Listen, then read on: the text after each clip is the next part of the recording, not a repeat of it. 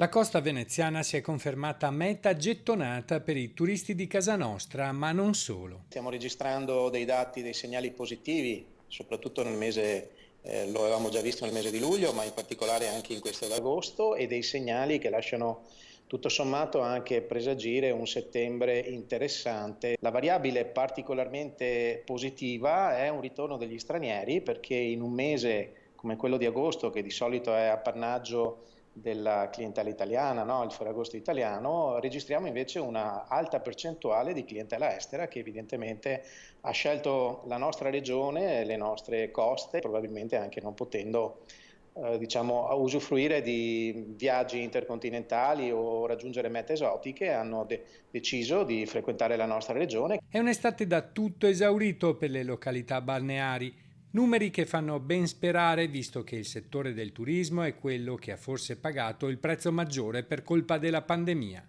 Le spiagge in questo momento hanno una forte pressione della domanda con tassi di occupazione estremamente interessanti. In queste 2 settimane centrali di Ferragosto stiamo rasentando tassi di occupazione che superano il 94%.